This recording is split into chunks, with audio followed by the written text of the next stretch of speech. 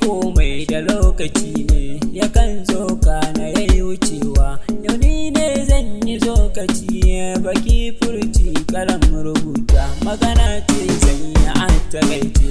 Abdul M so yake tunarwa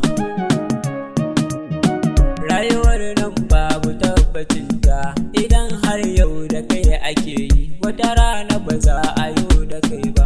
Komai farko yana da ƙarshe ka kyale banan tuna da bara ka duba wai ina su baba. Wata rana muna a killace ma muna a cikin gida na tema wasu za a yi wa ɗan kwatance gidan gaskiya nake gaya ma lahira can ne da tabbaci ma alkhairi wanda mun kayo ma shi zai sa a yi tuna da mu ma.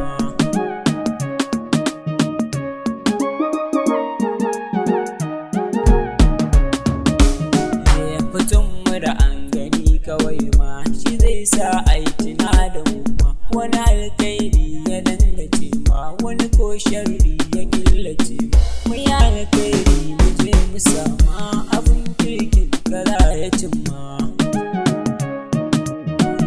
Rudin duniyar ga kai ya jama ya sa ka cikin halin nadama ka zan bango ga al'ummarka Allah shi ne ya ɗaga ka ba wai dan ya fi san ka ne ba wata kilma dan ya jarraba ka.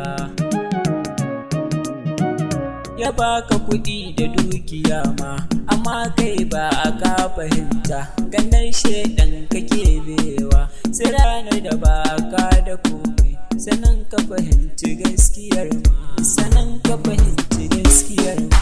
Wayo ni rayuwa na duba akwai banta sai cikin ta kulura mu kara an karewa duniyar nan ba gurin zama ba.